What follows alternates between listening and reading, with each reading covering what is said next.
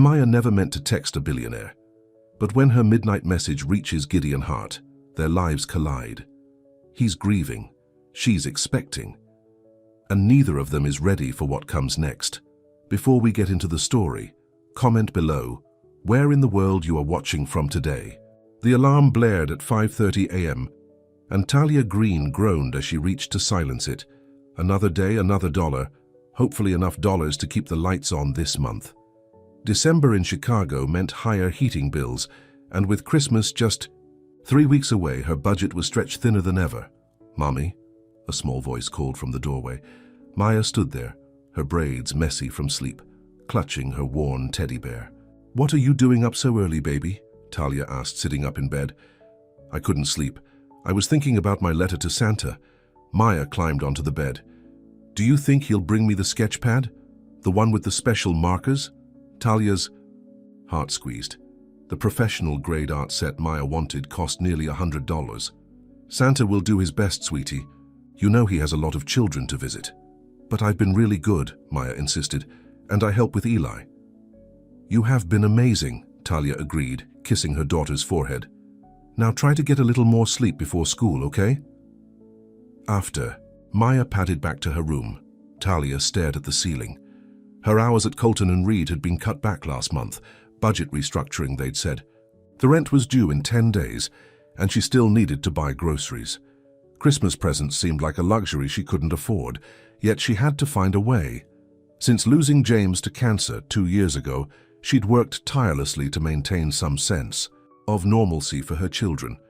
Christmas magic was part of that promise.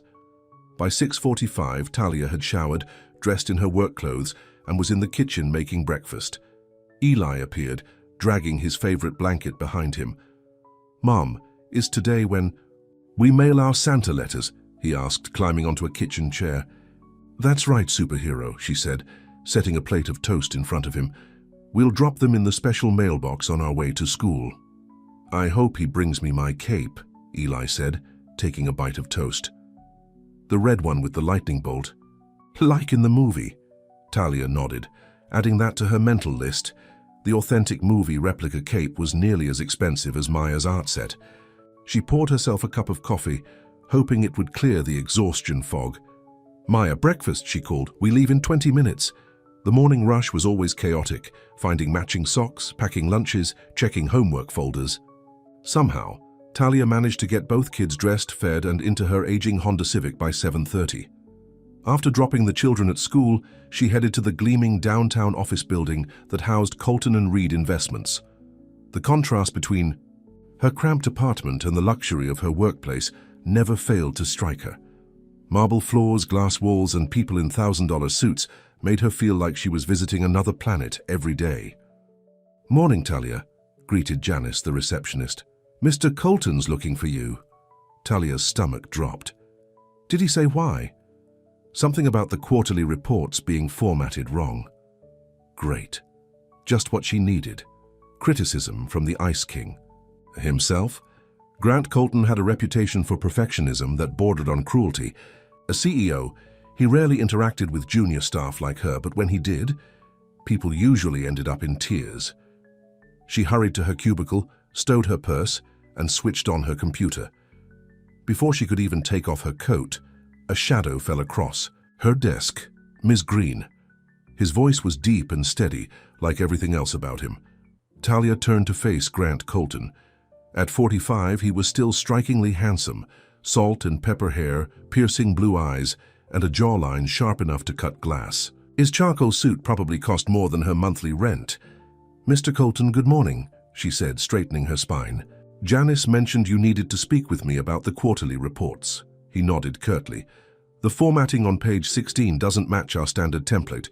Fix it and have it on my desk by noon." "Yes, sir. I'll take care of it right away." He lingered a moment longer than necessary, his eyes scanning her face as if searching for something. Then, without another word, he turned and walked away. Talia exhaled slowly. That wasn't as bad as it could have been. She hung up her coat and got to work, trying to ignore the knot of anxiety in her stomach. The day dragged on endlessly. She fixed the reports, answered phones, scheduled meetings and organized files until her eyes burned. By 7 o'clock, she was the last assistant still at her desk, trying to finish a stack of invoices that needed to be processed before morning. Her phone buzzed with a text from Mrs. Wilson, her elderly neighbor who watched the kids after school. Children fed, Maya doing homework, Eli watching cartoon. Take your time. Talia texted back her thanks. Mrs. Wilson was a godsend, a retired teacher who charged half what a daycare would cost. Still, Talia hated being away from her children for so long. She rubbed her tired eyes and decided to take a quick break. Opening a blank document, she began typing a letter she'd been composing in her head all day. Dear Santa, my name is Talia Green, and I'm writing on behalf of my children, Maya 8 and Eli 6. They've been incredibly brave this year. We lost their daddy 2 years ago and they still miss him every day, but they keep smiling. Maya is our little artist. She draws pictures of our family, always with Daddy in the clouds watching over us. She wants a professional sketch pad with those special markers, the ones that blend colors. She's been cutting pictures from magazines since August, showing me which one she hopes you'll bring. Eli is our superhero. He wants the red cape with the lightning bolt, just like his favorite movie character. He wears a towel around his neck, now pretending it's a cape, and says he's going to protect us from all the bad guys. I know these gifts are expensive, Santa. I'm doing my best, but with my hours cut back and the heating bill so high, I'm scared I'll let them down. They deserve some magic after everything they've been through. If you could find a way to help, I'd be forever grateful. They still believe in you. Some days their faith is what keeps me going too. Thank you for listening. Talia. She wiped away a tear that had escaped down her cheek. The letter was just a way to organize her thoughts. She'd write the real Santa letters with the kids tonight. Talia attached the document to an email addressed to her personal account, intending to print it at home later. Her fingers hovered over the keyboard, hesitating as a wave of exhaustion washed over her. The office was quiet, with just the hum of the heating system in the background. She took a sip of her cold coffee, grimacing at the taste. There was a smudge of glitter on her hand, left over from helping with Maya's schoolcraft project that morning. Talia hit send and gathered her things, too tired to notice that in her exhaustion, she'd accidentally selected Grant Colton's email from the company directory instead of her own. The next morning was Friday, and Talia arrived at the office with barely a minute to spare. She'd been up late wrapping small gifts she'd found on clearance, nothing like what the kids really wanted, but something to put under their tiny artificial tree. She was sorting through the morning mail when Grant Colton emerged from the elevator, his expression as unreadable as ever. But instead of heading straight to his corner office, he walked directly to her cubicle. "Ms. Green," he said, holding a piece of paper, "may I speak with you privately?" Talia's heart raced as she followed him to a small conference room. Had she made another mistake with the reports? Was this about her hours? She couldn't afford to lose this job. Once inside, Grant closed the door and turned to face her. "I received an interesting email from you last night." For a moment, Talia was confused. Then horror dawned as he placed a printed copy of her Santa letter on the table between them. "Oh my God," she whispered, mortification washing over her. "Mr. Colton, I am so sorry. That was personal. I meant to send it to myself. I was tired and Maya has great taste in markers," he interrupted softly. "And I know where to find that rare superhero cape." Talia stared at him, certain she'd misheard. "Excuse me?" There was something different about Grant's face, a softness she'd never seen before. "The art set Maya wants. It's the Prismacolor collection, isn't it? And Eli's cape, that's from the Lightning Force movie. How did you—" "I have nephews," he said simply. "They were into superheroes at that age, too." Talia felt her cheeks burning with embarrassment. "Mr. Colton, please forget you saw this. It was a personal mistake and I promise it won't happen again." "Ms. Green." "Talia," he said, using her first name for the first time. "There's no need for embarrassment. We all have personal lives beyond these walls." She reached for the letter, but he didn't release it right away. "Your children sound wonderful," he said quietly. "You must be very proud." I am, she admitted, surprised by his interest. They're everything to me. He nodded, finally letting her take the letter. The quarterly reports were excellent, by the way. Your attention to detail is impressive. Thank you, she replied, confused by the sudden compliment. That will be all, he said, his professional demeanor returning. Have a good weekend, Ms. Green. Talia escaped the conference room, letter clutched tightly in her hand, wondering what had just happened. Grant Colton had shown more humanity in those 5 minutes than in the entire year she'd worked for the company. The weekend passed in a blur of laundry, grocery shopping, and children's activities. Talia took the kids to see the Christmas lights downtown, trying to create holiday memories despite their tight budget. On Sunday evening, after tucking Eli and Maya into bed, she collapsed onto her couch, wondering how she was going to make Christmas happen. The doorbell rang, startling her. Who would be visiting at 8:30 p.m. on a Sunday? Cautiously, Talia peeked through the peephole, then opened the door to find a delivery man holding several beautifully wrapped packages. Delivery for Talia Green, he announced. There must be some. Mistake, she said. I didn't order anything. No mistake, ma'am. These are paid for. Just need your signature. Bewildered, Talia signed for the packages and brought them inside. Each was wrapped in shimmering paper with perfect bows. One large box, one medium-sized, and a smaller flat package. She found a card attached to the largest one. From someone who believes in magic again. Santa. With trembling fingers, Talia opened the large package first. Inside was the exact sketch pad and professional marker set that Maya had been dreaming of. The medium box contained a perfect replica of the movie superhero cape, complete with the lightning bolt emblem. The third package held a beautiful leather-bound journal with Talia's name embossed on the cover. She sat on the floor surrounded by the gifts, tears streaming down her face. There was only one person who could have done this, Grant Colton. But why would her wealthy, detached boss take an interest in her family's Christmas? The next morning, Talia arrived at work determined to thank him, though she wasn't sure what to say. How do you thank your intimidating boss for an act of kindness that makes you feel both grateful and uncomfortably exposed? She spotted him by the coffee machine and approached hesitantly. Mr. Colton, could I speak with you for a moment? He glanced around to ensure no one was within earshot. Yes, Ms. Green? The packages that were delivered last night, she began, lowering her voice. That was you, wasn't it? A hint of a smile touched his lips. I don't know what you're talking about.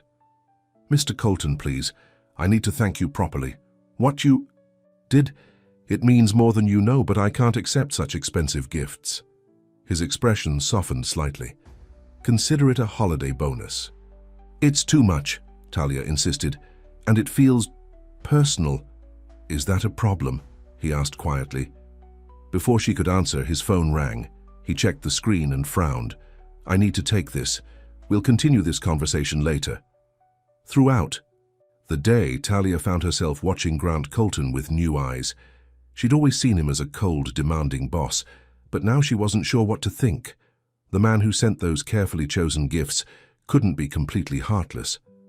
That afternoon, Talia was struggling with the copy machine when Grant appeared beside her. It jams when you use the top tray, he said, reaching around her to adjust a setting. His arm brushed against hers, and she caught a hint of his cologne, something expensive and subtle. Thank you, she said, stepping back quickly. I've been fighting with this thing for 20 minutes. He fixed the problem in seconds, then hesitated. Ms. Green, would you join me in my office? There's something I'd like to discuss. Talia followed him nervously, wondering if he regretted his generosity. Once inside his spacious corner office, Grant closed the door and gestured for her to sit. I owe you an explanation, he said, taking the seat across from her rather than behind his imposing desk. About the gifts. You don't owe me anything, Talia replied. But I am curious. Grant's expression was thoughtful. Your letter, it affected me. I have more money than I need, and you have children who deserve a good Christmas. It seemed simple. But why? You barely know me. His eyes met hers. When was the last time someone did something nice for you, just because? Talia couldn't remember. Since James died, She'd been so focused on survival that kindness from strangers seemed like a distant concept. "I don't want to be your charity project," she said softly. "You're not," Grant replied. "You're someone who works hard, loves her children, and deserves a break. Nothing more complicated than that." Something in his voice made Talia look at him more closely. There was a loneliness there that she recognized. She saw it in her own mirror every day. "Well, thank you," she said finally. "The kids will be thrilled on Christmas morning." He smiled, a real smile that transformed his face. "I'm glad. And Talia, your secret's safe with me." As she left his office, Talia felt something shift between them, the rigid boundary of boss and employee blurring into something she couldn't quite define. And despite her better judgment, she found herself looking forward to seeing what might happen next. Later that evening, as Talia drove home through gently falling snow, she couldn't stop thinking about Grant Colton's unexpected kindness. The man she'd feared for a year had suddenly become someone else entirely, someone who noticed what mattered to her, who wanted to help without taking credit. For the first time since James died, Talia felt a flutter of something new awakening inside. Not just gratitude, but curiosity, about the man behind the stern CEO facade, and about the possibility that her life might still hold surprises. As she pulled into her apartment complex, she smiled at the Christmas lights twinkling around her. Neighbors' windows. Maybe this holiday season would bring more than just gifts under the tree. Maybe it would bring something she'd stopped believing in long ago, a second chance at happiness. The next morning, Talia arrived at the office to find a cup of coffee on her desk, not from the break room, but from the expensive cafe across the street. A small note was tucked beneath it. "Thought you might need this at GC." She looked toward Grant's office, but his door was closed. The gesture was small, yet it made her smile. She sipped the coffee, prepared exactly how she liked it, with 1 sugar and a splash of cream. How did he know? As the week progressed, Talia noticed subtle changes in Grant's behavior. He greeted her by name each morning. He asked her opinion on a company newsletter. Once, when she was working late, he insisted on walking her to her car. "It's snowing pretty hard," he said, holding the lobby door for her. "The parking lot gets slippery." "I'm fine, really," Talia protested, but Grant was already beside her, matching his stride to hers. "Do you always work this late?" he asked as they crossed the parking lot. "Only when I need to," she replied. "My neighbor watches the kids, but I don't like to impose too much." "Your children," Grant said, hesitating slightly. "How are they handling the holidays? It must be difficult without their father." Talia was surprised by the personal question. "Some days are harder than others. Maya still puts James, my husband, in all her family drawings. Eli was only 4 when he died, so his memories are fading. That's almost worse." Grant nodded, his expression thoughtful. Loss changes everything. Something in his voice made Talia wonder if he was speaking from experience. They reached her car, and Grant waited as she brushed snow from the windshield. "Thank you again for the gifts," she said. "I still think it's too much, but the kids will be so happy." "That's all that matters," he said simply. As Talia drove home, she found herself wondering about Grant Colton's life outside the office. Did he have family? Was he married? She'd never heard him mention anyone, and he didn't wear a wedding ring. For such a prominent figure in the company, he was surprisingly private. When she arrived home, Maya and Eli were already in pajamas, watching a Christmas movie with Mrs. Wilson. "Mommy!" Eli ran to her, wrapping his arms around her legs. "We made cookies, Christmas trees with green sprinkles." "I saved you 2, Maya said, holding up a napkin with slightly misshapen cookies. "Thank you, sweetie." Talia kissed both children, then turned to Mrs. Wilson. How were they today? "Angels, as always," the older woman assured her. "Maya finished her homework, and Eli helped me fold laundry." After Mrs. Wilson left, Talia sat between her children on the couch, enjoying the simple pleasure of being together. These moments were precious, just the 3 of them, safe and warm despite everything they'd lost. "Mom," Maya said suddenly, "is Santa real?" The question caught Talia off guard. "Why do you ask?" "Zoe at school says her big brother told her parents just pretend to be Santa." Maya looked troubled.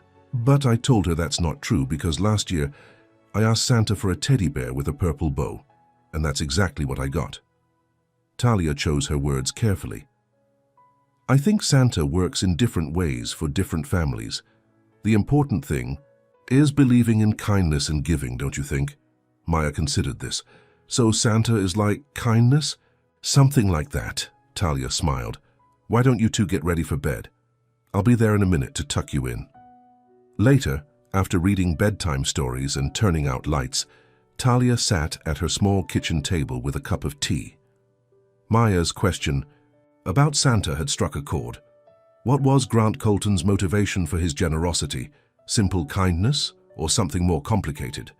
The next day at work, the office was buzzing with preparation for the annual Colton and Reed holiday party. Decorations appeared in the lobby, and emails circulated about secret Santa exchanges. Talia had always kept to herself at these events, but this year felt different somehow. Around noon, she was surprised when Grant stopped by her desk. "Miss Green, do you have lunch plans?" he asked. Talia glanced at the sandwich she'd packed. "Not really. I could use your input on something. Would you join me?" Minutes later, Talia found herself sitting across from Grant in a quiet corner of an upscale restaurant near their building. It was the kind of place she'd never visit on her own. White tablecloths, soft music, waiters in formal attire. "I hope this is all right," Grant said, noticing her looking around. "The food is excellent." "It's lovely," Talia assured him. "Just not what I expected." After they ordered, Grant leaned forward slightly. "I wanted to ask you about the holiday party. You're on the planning committee, correct?" "Yes, but just for administrative support. I take notes, coordinate with vendors, that sort of thing." "What would you change about it if you could?" The question surprised her. "Change? Yes. From what I've observed, attendance has been declining for years. The same formal dinner, the same speeches. It feels cold." Talia hesitated, unsure how honest to be with her boss. "Well, it is rather formal. Many employees with families find it difficult to attend because of childcare issues. And the speeches can be a bit boring," Grant supplied with a hint of a smile. "I was going to say lengthy," Talia laughed. "But yes, what would make it better?" Talia thought for a moment. "Maybe something more inclusive. Family-friendly, perhaps during the day on a weekend instead of evening, with activities for children so parents don't have to choose between work obligations and family time." Grant was watching her intently. "That's an interesting idea. What else?" Emboldened by his interest, Talia continued. "Instead of focusing on business achievements, maybe celebrate the people who make those achievements possible. Recognize team efforts, personal milestones. Like a community gathering rather than a corporate function." Grant nodded. "I like that." Their food arrived, momentarily pausing the conversation. As they ate, Grant asked about her children again, what subjects they enjoyed in school, what movies they liked. His interest seemed genuine, and Talia found herself sharing stories about Maya's art projects and Eli's superhero adventures. "You're a wonderful mother," Grant said suddenly. "The way you talk about them, it's clear they're your world." Talia felt her cheeks warm at the unexpected compliment. "Thank you. They make it easy to love them." "Not all parents feel that way," Grant replied, a shadow crossing his face. "Did yours?" Talia asked before she could stop herself. Grant was quiet for a moment. "My father was demanding. Success was expected, affection was not. My mother tried to compensate, but she had her own struggles." The personal revelation surprised Talia. This was the most Grant had ever shared about himself. "I'm sorry," she said softly. "That must have been difficult." He shrugged slightly. "It shaped me, for better or worse." Changing the subject, he added, "Would you draft a proposal for your holiday party ideas? I'd like to present it to the board." "Of course," Talia agreed, still processing this new glimpse into Grant's life. As they walked back to the office, Grant stopped at a newsstand and purchased a business magazine. "Have you seen this?" he asked, showing her the cover. "There's an article about single parents in the corporate world. It made me think of you." Later that afternoon, Talia found the magazine on her desk with a sticky note marking the article. She was touched that Grant had remembered their conversation and thought of her. The next few days brought more small gestures. Grant fixing the printer when it jammed during her important project, sending her an email with a link to a children's museum offering free admission for the upcoming weekend, bringing her coffee again when she mentioned having a hectic morning. Each interaction revealed a different side of the man she'd once found intimidating. Grant Colton wasn't just the stern CEO. He was observant, thoughtful, and surprisingly easy to talk to when they were away from the office politics. On Friday afternoon, Talia was preparing to leave when Grant appeared at her cubicle. "Any special plans this weekend?" he asked. "Maya has an art class tomorrow morning," Talia replied. "Then we'll probably finish decorating our tree." "Nothing fancy," Grant nodded, seeming almost nervous. "I was wondering, the Children's Theatre downtown is performing A Christmas Carol on Sunday afternoon. I have tickets and I thought perhaps you and your children might enjoy it." Talia blinked in surprise. "Are you inviting us to go with you?" "Go with, if you're comfortable with that," he said quickly. No pressure, of course. Part of Talia wanted to refuse. This was crossing a line between professional kindness and something more personal. Yet another part, a part she'd kept carefully guarded, since James died, was curious about the man behind the CEO title. "That sounds lovely," she heard herself say. "The kids would enjoy that." Relief flickered across Grant's face. "Excellent. I'll text you the details."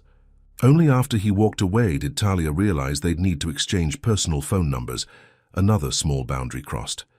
That evening, while the children were watching TV, Talia found herself studying her reflection in the bathroom mirror. At 30, she still looked young, though tiredness had etched fine lines around her eyes. Her dark skin glowed from her simple skincare routine, and her braids were neat, if not salon perfect. Was she attractive? James had always said so, but it had been so long since she'd thought of herself that way. She was a mother, an employee, a widow. But was she still a woman who could catch a man's eye? And more importantly, was that what was happening with Grant? Was this kindness leading somewhere she wasn't prepared to go? Sunday arrived bright and cold. Talia dressed the children warmly, fussing more than usual over their outfits and her own. She chose a deep purple sweater dress that James had always loved, then immediately questioned why she was putting so much thought into her appearance. "Are we really going to the theatre?" Maya asked excitedly as they waited in their living room. "With your boss?" "Yes, but remember what we talked about," Talia reminded them. "Best behavior, and call him Mr. Colton, not Mom's boss." "Is he nice?" Eli asked, adjusting his little button-up shirt for the 10th time. "Ah, yes, he's very nice," Talia assured him, though until recently she wouldn't have used that word to describe Grant. A knock at the door made her heart beat faster. Taking a deep breath, she opened it to find Grant standing there in casual clothes, jeans, and a navy sweater that made his eyes seem even bluer. Without his suit, he looked younger, more approachable. "Hello," he said with a smile. "I hope I'm not too early." "Not at all, we're ready." Talia stepped back to let him in. "Grant, these are my children, Maya and Eli. Kids, this is Mr. Colton." Maya gave a small curtsy that made Grant chuckle. Eli stared up at him with wide eyes. "You're really tall," the boy observed. "Eli," Talia began, but Grant waved off her concern. "It's true, I am," he agreed, crouching down to Eli's level. "I heard. You're a superhero. Is that right?" Eli nodded solemnly. "I protect my mom and sister." "That's a very important job," Grant said. "I'm impressed." He turned to Maya next. "And you're the artist, correct? Your mother tells me you're very talented." Maya blushed with pleasure. "Do you like art, Mr. Colton?" "I do. In fact, I collect it. Maybe someday I'll collect one of your paintings."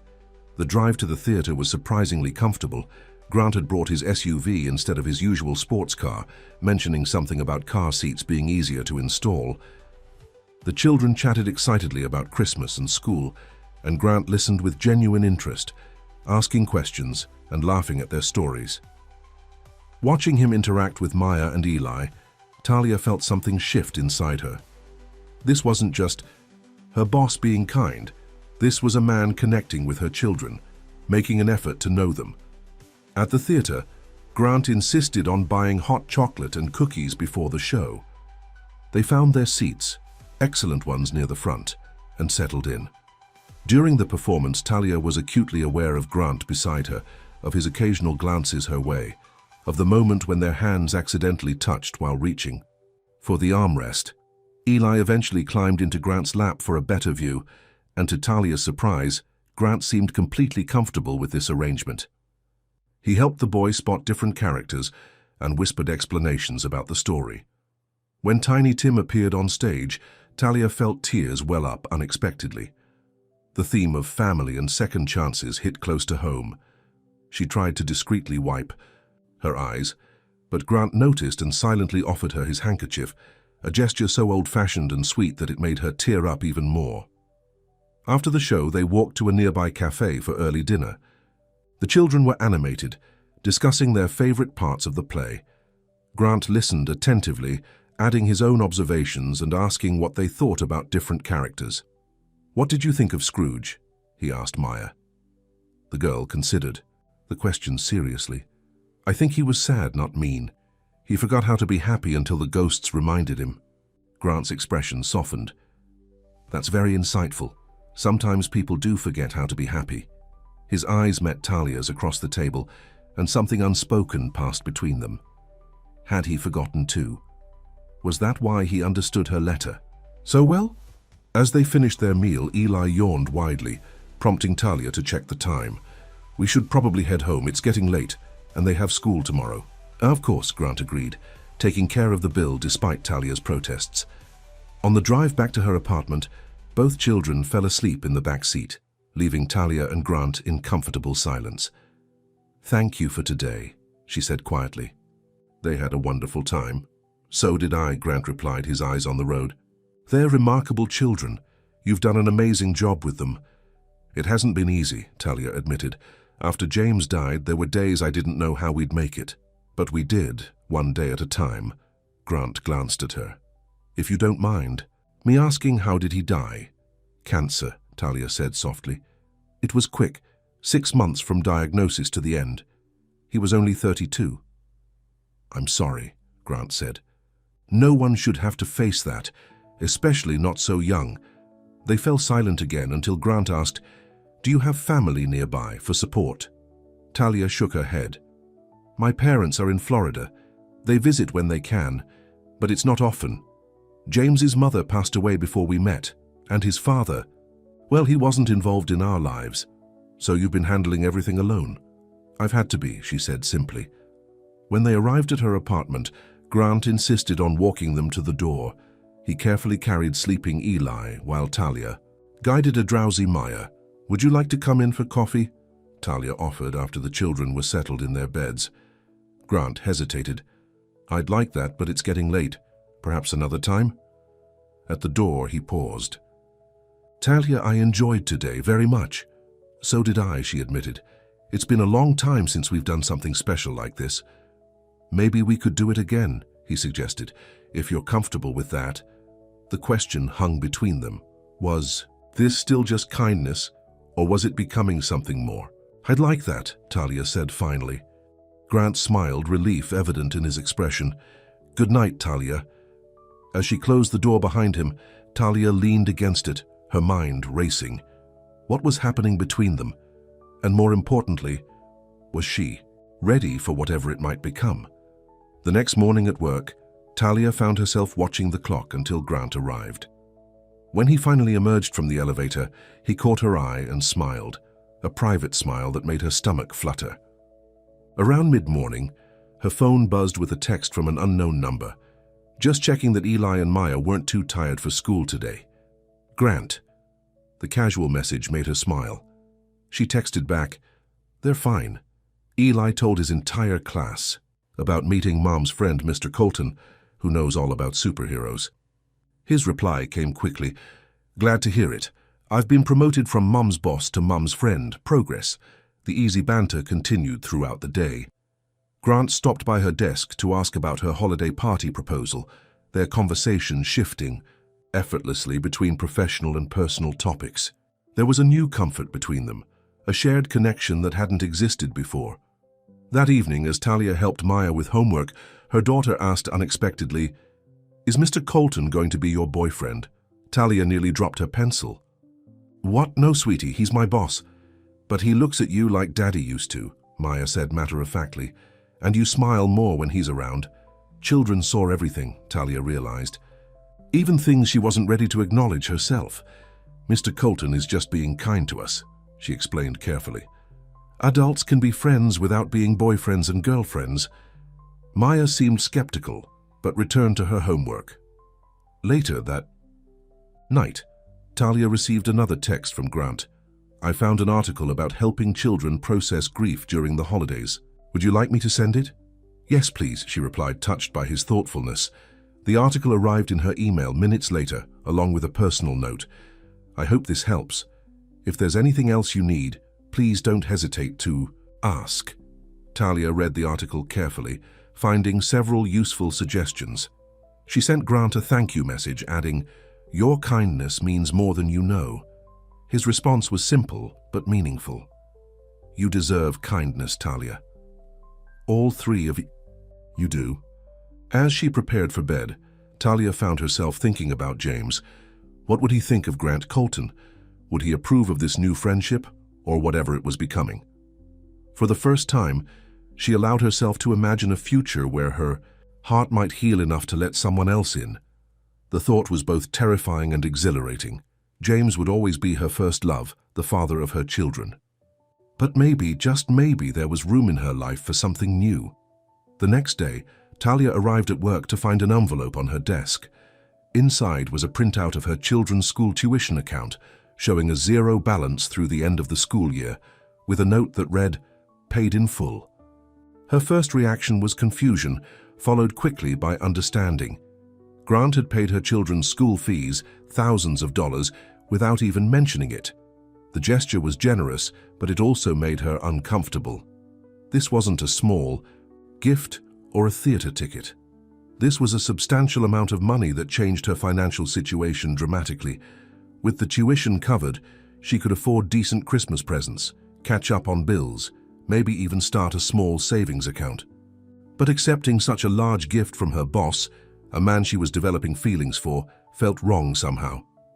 Talia marched to Grant's office, the printout clutched in her hand. His assistant tried to stop her, but she was too determined. "Talia," Grant said, looking up from his computer as she entered, "is everything all right?" She closed the door behind her. "Did you pay my children's school tuition?" He hesitated only briefly. "Yes? Why would you do that without talking to me first?" "I thought you'd refuse if I offered," he admitted. "You're right, I would have," Talia said, her voice tight with emotion. "Grant, I appreciate your generosity. The gifts, the theater, all of it. But this is too much. I can't be your charity project." Grant stood and moved around his desk to face her directly. "You're not my charity project, Talia." "Then what am I?" she challenged, because writing checks for thousands of dollars isn't normal boss behavior or even friend behavior. "You're the woman who reminded me what it feels like to give without expecting anything in return," he said quietly. "When I read your letter, your love for your children, your determination to create magic for them despite everything, it woke something in me. Something I thought was gone." His sincerity made her anger falter. "What do you mean?" Grant gestured for her to sit, taking the chair beside her rather than retreating behind his desk. 5 years ago, I went through a bitter divorce. My ex-wife made it clear she'd married me for my money, not me. After that, I hardened, focused on work, stopped celebrating holidays, stopped believing in connections that weren't transactional." He looked directly into her eyes. "Then your letter landed in my inbox. This beautiful reminder that there are still people in the world who love deeply, who sacrifice for others, who believe in magic. It changed something in me, Talia." "Grant," she began, but he wasn't finished. "I don't expect anything from you. Not gratitude, not friendship, certainly not more. I just wanted to help because I could, because it felt good to do something meaningful instead of just accumulating wealth." Talia sat quietly, absorbing his words. "I don't know what to say." "Say, you'll accept the tuition payment as a gift, no strings attached. Let me do this one thing that makes a real difference for your family." The sincerity in his eyes was impossible to doubt. This wasn't about control or charity. It was about connection, about a lonely man finding purpose in helping others. "All right," she agreed finally. "But Grant, this can't happen again. I need to stand on my own feet." He nodded. "I understand, and I apologize for overstepping." As Talia left his office, she felt conflicted. Grant's generosity came from a genuine place, but the imbalance between them was uncomfortable. She was a junior assistant struggling to make ends meet. He was a wealthy CEO who could solve her financial problems with the stroke of a pen. How? Could they build anything real with such a disparity between them? Throughout the day, Talia found it difficult to concentrate. Her thoughts kept returning to Grant's revelation about his divorce, about how her accidental letter had affected him. She understood now why he'd responded so strongly. He'd seen, in her family, what he'd lost faith in: genuine love, resilience, magic. That evening, as she drove home, Talia made a decision. If something was developing between her and Grant, it had to be on equal footing. Not as boss and employee, not as benefactor and recipient, but as two people connecting authentically. She would accept the tuition payment because it benefited her children. But moving forward, she needed to establish boundaries. Their relationship, whatever it might become, had to be built on mutual respect and honesty, not charity. When she arrived home, there was a simple bouquet of winter flowers on her doorstep with a card that read, "I'm sorry if I overstepped. Can we start over? Grant." Talia smiled despite herself. Perhaps they could find a middle ground after all, a place where his generosity didn't overwhelm her independence, where their growing connection could flourish naturally. She texted him, "Thank you for the flowers, and yes, we can start over." His reply came quickly, "I'm glad. Dinner tomorrow, just us this time?" Talia hesitated only briefly before answering, "I'd like that." That night, as she tucked her children into bed, Eli asked, "Is Mr. Colton going to visit us again?"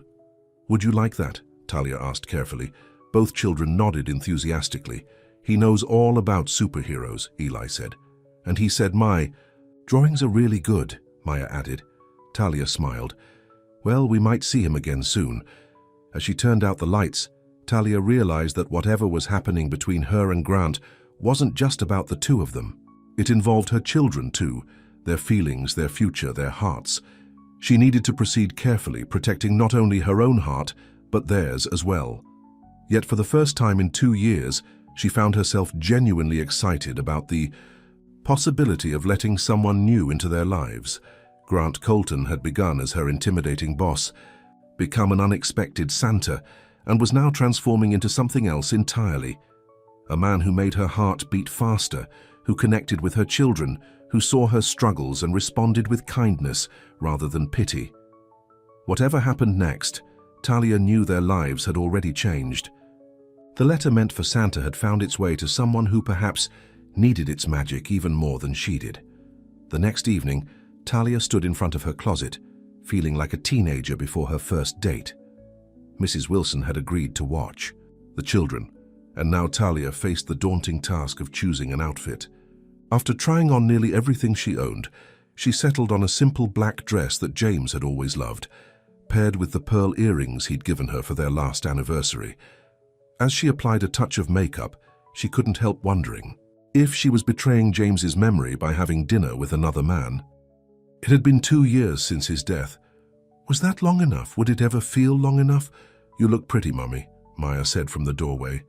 "Like when you and Daddy used to go on dates." Talia's heart clenched. "Thank you, sweetie. Is that okay? That I'm going to dinner with Mr. Colton?" Maya nodded thoughtfully. "Daddy would want you to be happy. He told me that when he was in the hospital." Tears sprang to Talia's eyes. "He said that to you?" "He said I had to help take care of you and make sure you smiled every day," Maya said matter-of-factly. "So it's okay if Mr. Colton makes you smile." Talia hugged her daughter tightly, amazed at the wisdom in her young heart. Perhaps she had been overthinking things. James had loved her completely, enough to want her happiness even in his absence. The doorbell rang at exactly 7 o'clock. Grant stood there holding a small gift bag, looking handsome in charcoal slacks and a light blue shirt that brought out his eyes. "You look beautiful," he said simply. "Thank you," Talia replied, suddenly shy. "Let me just say good night to the kids." After final instructions to Mrs. Wilson and promises to the children that she wouldn't be home too late, Talia and Grant walked to his car. "This is for you," he said, handing her the gift bag. "Nothing extravagant, I promise." Inside was a small journal with a handcrafted leather cover. The first page had an inscription, "For new beginnings, G." "It's lovely," Talia said, genuinely touched by the thoughtful gift. "Thank you." Grant drove them to a small Italian restaurant tucked away on a quiet street, elegant but not ostentatious, with warm lighting and private tables. "I hope this is all right," he said, as the host led them to a corner table. "I thought we could talk." Without shouting over music. "It's perfect," Talia assured him. Once they were settled with menus, Grant seemed almost nervous, a stark contrast to his usual confident demeanor at the office. "I realize I've never done this properly," he said. "Asked you about yourself, I mean. Not just as Eli and Maya's mother, but as Talia." She smiled. "What would you like to know?" "Everything," he replied with surprising earnestness. "But we can. Start with the basics. Where did you grow up? What did you dream of becoming?" As they shared a bottle of wine and delicious pasta, Talia found herself opening up about her childhood in Jacksonville, her college years studying business administration, her dreams of eventually starting her own event planning company. "What happened to that dream?" Grant asked. "Life," Talia said with a small shrug. "I met James in my senior year. After graduation, we moved to Chicago for his job. I found work as an administrative assistant, thinking it would be temporary. Then came marriage, children, a mortgage. When James got sick, everything else took a back seat. And now," Grant's gaze was intent, interested, "now I'm focused on stability for the kids. Dreams can wait." "Do they have to?" Grant asked softly. Before she could answer, he shared his own story. Growing up as the son of a demanding business tycoon, the pressure to succeed, his marriage to Vanessa, a socialite who had seemed to love him until his father's company faced a temporary financial setback. "She left when things got difficult," Grant explained. "Made it clear she'd married my bank account, not me. By the time the company recovered, the divorce was final, and I had become harder, more focused on business than people." "Is that why you never remarried?" Talia asked. Grant swirled the wine in his glass. "Partly. Also because I buried myself in work. It was easier than risking that kind of betrayal again." "Until my letter landed in your inbox," Talia said with a small smile. "Until then," he agreed. "Something about your words. They reminded me that real love exists, that not everyone sees relationships as transactions." As they shared dessert, a tiramisu that melted in Talia's mouth, she found herself studying Grant's face. The stern CEO was still there in his strong features, but now she could see beyond that facade to the man underneath, thoughtful, a bit wounded, capable of great kindness. "What are you thinking?" he asked, catching her gaze. "That you're not who I thought you were," she admitted. "Is that good or bad?" "Good," Talia said softly. "Definitely good." When Grant drove her home, the atmosphere between them had shifted. The initial awkwardness had given way to a comfortable connection, the kind that comes from genuine sharing. At her door, Grant hesitated. "I had a wonderful time tonight." "So did I," Talia said truthfully. "Would it be all right if I kissed you goodnight?" he asked, his usual confidence giving way to uncertainty. The question took Talia by surprise. It had been so long since she'd been kissed, since she'd wanted to be kissed.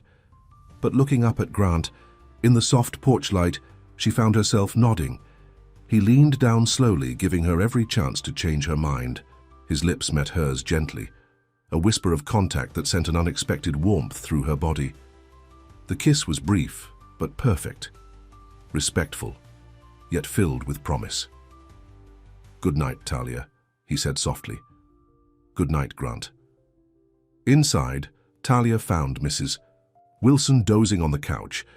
After the older woman left, Talia checked on her sleeping children, then sat on the edge of her bed, touching her lips where Grant's had been. "James," she whispered to the empty room, "if you can hear me, I think I might be ready to be happy again. Is that okay? The silence wasn't oppressive, but peaceful. Somewhere deep in her heart, Talia felt James would understand. He had always wanted her happiness above all else. The following week brought a flurry of activity at Colton and Reed.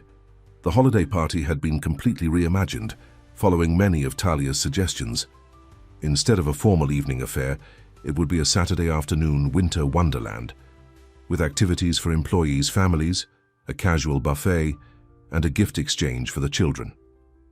Grant had presented the new concept to the board, giving Talia full credit for the ideas. The senior partners had approved enthusiastically, and suddenly Talia found herself in charge of planning the entire event, a significant increase in responsibility.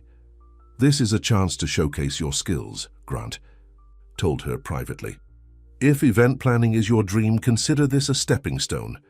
Though they maintained professional boundaries at the office, Grant found small ways to connect with Talia throughout the day, stopping by her desk to ask about the party preparations, sending her articles he thought she'd find interesting, bringing her coffee when she was working through lunch. In the evenings, they talked or texted regularly. Sometimes he would call just to ask about her day or to share a funny observation. Other times they discussed deeper topics, their hopes, fears, the challenges of moving forward after loss and betrayal. On Friday evening, Grant invited Talia and the children to help decorate the company's Christmas tree in the lobby, a task usually handled by the maintenance staff. "I thought it might be fun," he explained, "and I've never actually decorated a Christmas tree myself." "Never?" Eli asked, wide-eyed. "Not even when you were little?" Grant shook his head. "My family had people who did that for us." "That's sad," Maya declared. "Everyone should decorate a Christmas tree. It's the best part." The four of them spent a joyful evening hanging ornaments, stringing lights, and placing the star on top. Grant lifted Eli onto his shoulders for the honor of crowning the tree, while Talia took photos on her phone. Looking at Grant laughing with her children, Talia felt her heart swell. In just a few weeks, he had become an important part of their lives, not as a substitute for James, but as someone new and different who brought his own kind of light. When the tree was finished, they admired their handiwork over hot chocolate from the cafe across the street. "It's the most beautiful tree ever," Maya declared. "I think you're right," Grant agreed, his eyes meeting Talia's over the children's heads. The warmth in his gaze made her heart skip. That weekend, Grant joined them for various holiday activities, ice skating at the park, making Christmas cookies, driving through neighborhoods to see the lights. Each shared experience brought them closer together, cementing their connection. On Sunday evening, after the children were in bed, Grant and Talia sat on her small couch, talking quietly over glasses of wine. "Christmas is next weekend," Grant observed. "Do you have family traditions?" "We open one gift on Christmas Eve," Talia explained. "Then Christmas morning is for Santa gifts and stockings. I make cinnamon rolls, and we stay in pajamas all day." "Playing with new toys," Grant smiled. "That sounds wonderful." "What about you?" Talia asked. "What are your Christmas plans?" A shadow crossed his face. "I usually work. The office is quiet and it keeps me occupied." "You work on Christmas?" Talia was shocked. "Alone?" "It's just another day," he said with a shrug that didn't quite hide his loneliness. Talia touched his hand. "Not this year. Spend Christmas with us." The hope that flared in Grant's eyes was almost painful to see. "Are you sure? I wouldn't want to intrude on your family time." "You wouldn't be intruding," Talia said softly. "We want you there. I want you there." Grant raised her hand to his lips. "Then I'd be honored." The moment felt significant, an acknowledgement that whatever was happening between them was real and growing. They were becoming a part of each other's lives in meaningful ways. As the party planning kicked into high gear the following week, Talia found herself busier than ever. Grant had assigned her an assistant and a budget far larger than the previous year's event. She coordinated with caterers, decorators, entertainment companies, and gift vendors, discovering that her organizational skills transferred perfectly to event planning.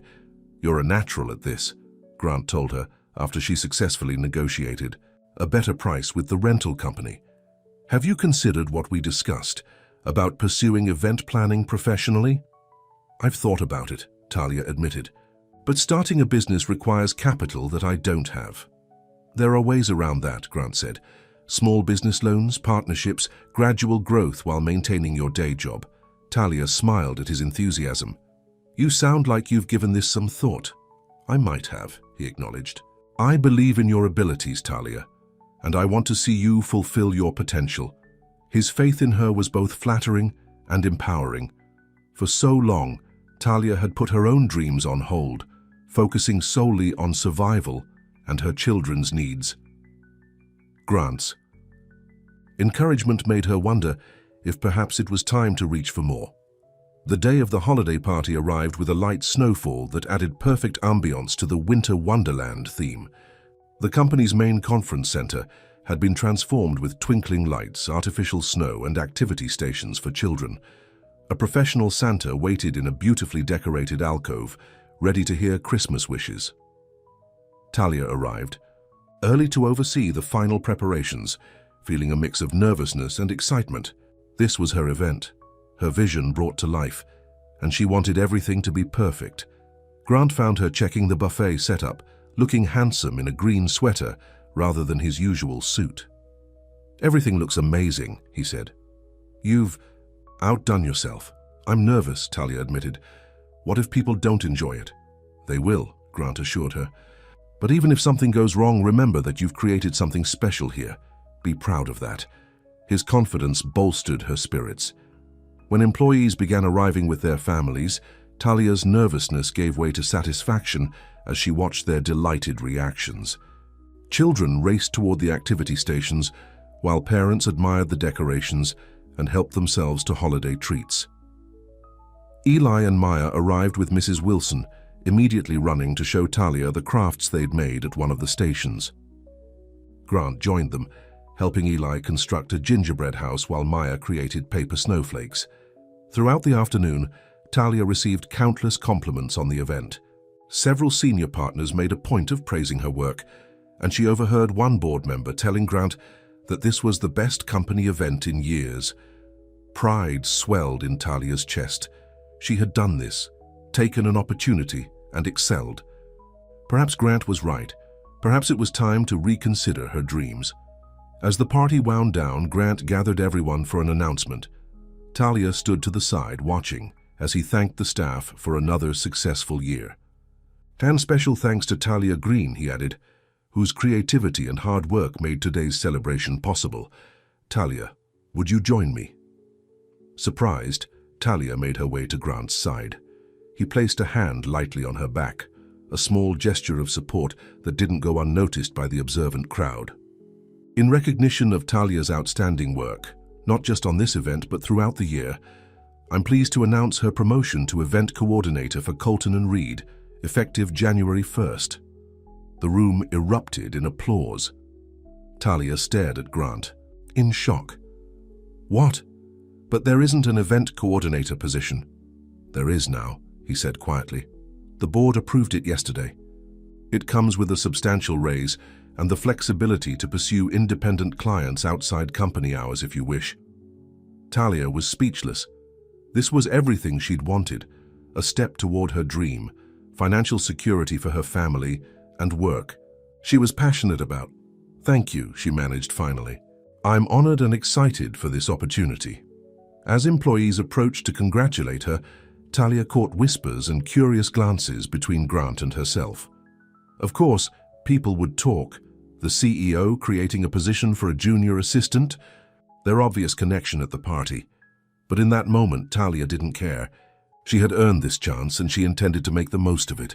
Later, as the cleaning crew began breaking down decorations, Grant found Talia by the Christmas tree. Are you happy? He asked. Beyond happy, she replied. But Grant, people, we'll talk. They'll say I got this position because of us. Let them talk, he said firmly. We both know you earned this, and anyone who sees your work will know it too. Talia nodded, though concern still nagged at her.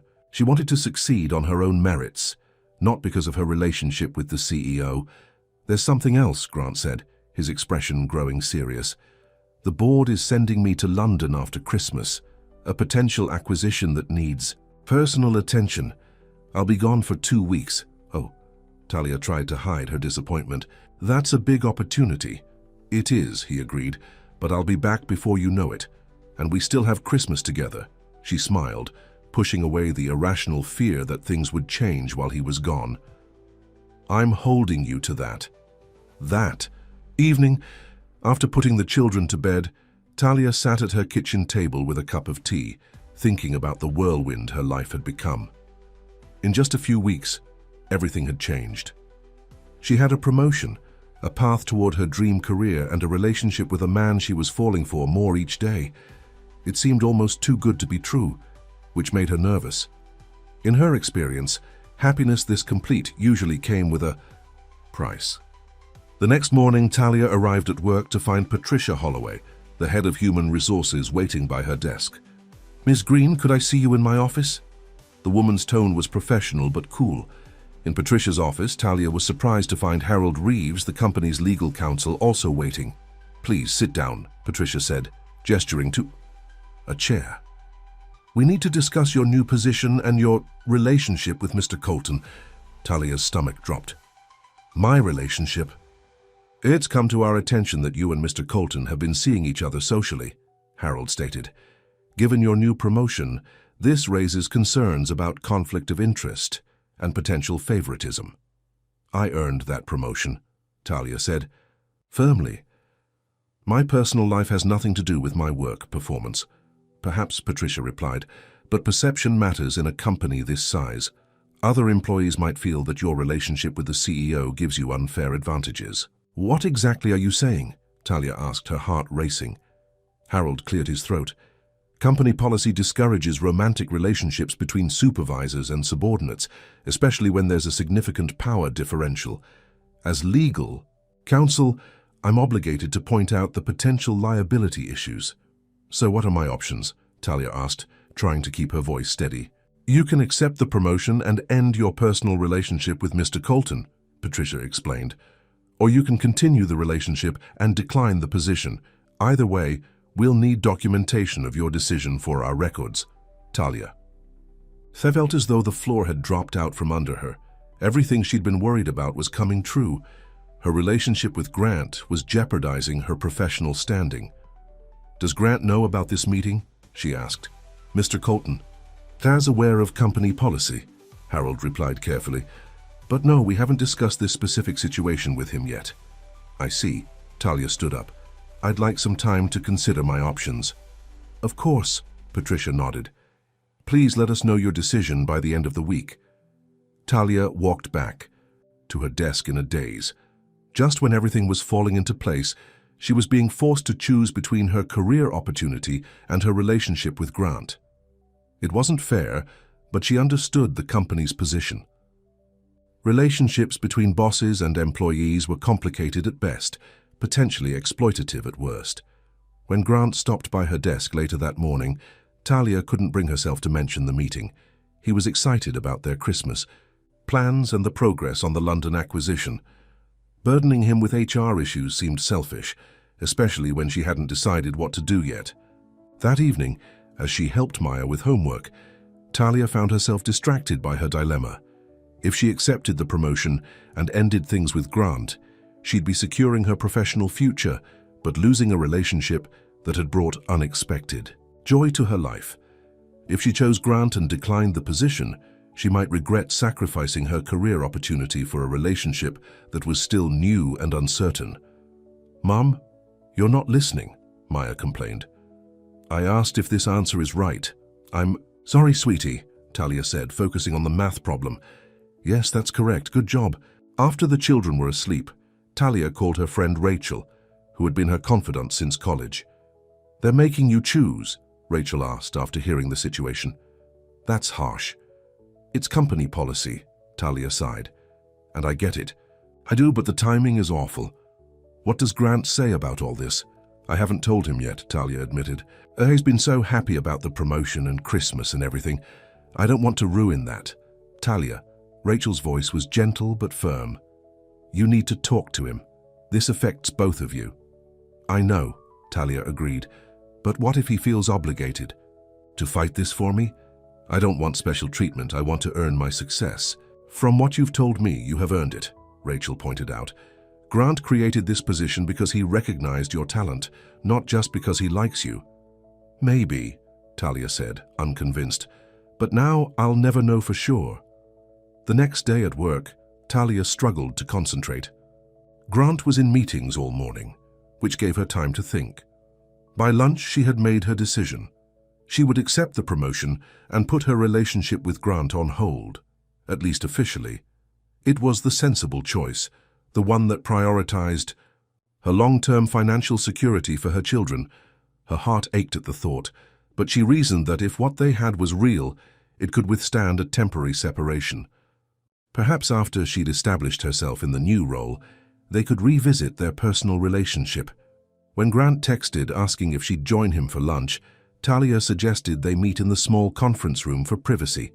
She needed to tell him about the HR meeting and her decision. Grant arrived with takeout from her favorite sandwich shop, his smile fading when he saw her serious expression. "What's wrong?" he asked immediately. Talia took a deep breath. "HR called me in yesterday. They know about us, and they're concerned about a conflict of interest with my promotion." Grant's expression darkened. "Patricia and Harold," Talia nodded. "They said I need to choose, the promotion or our relationship." "That's ridiculous," Grant said, his voice tight with anger.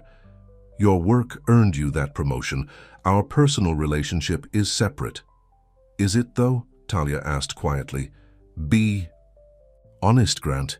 Would you have created this position if you weren't interested in me personally?" He hesitated, which told Talia everything she needed to know. "I recognized your talent first," he said finally. "The personal feelings came later, but I can't deny they're connected." Talia nodded, fighting back tears. "I've decided to accept the promotion. My children need the financial security, and this is a step toward my dream career. But that means we need to pause things between us, at least officially." Grant was quiet for a long moment. "If that's what you want, I'll respect your decision. But Talia, this doesn't change how I feel about you." "It doesn't change my feelings either," she assured him. "But I need to do this the right way. I need to know I earned my success." "You have earned it," Grant insisted, "but I understand your position." He ran a hand through his hair in frustration. "What about Christmas? You still want me to come?" Talia hadn't thought that far ahead. "I think maybe we should keep some distance until after the holidays, give ourselves time to adjust to this new arrangement." The hurt in Grant's eyes made her chest ache, but she forced herself to stay strong. This was the responsible choice, the adult choice, even if it felt terrible right now. "I see," he said quietly. "Well, I should get back to work. Congratulations on your promotion, Ms. Green." The formality stung, but Talia knew she deserved it. She had effectively pushed him away, choosing career over connection. As Grant left the conference room, she wondered if she'd made the right decision after all. The next few days were excruciating. Grant was polite but distant at work. Their easy rapport replaced by professional courtesy.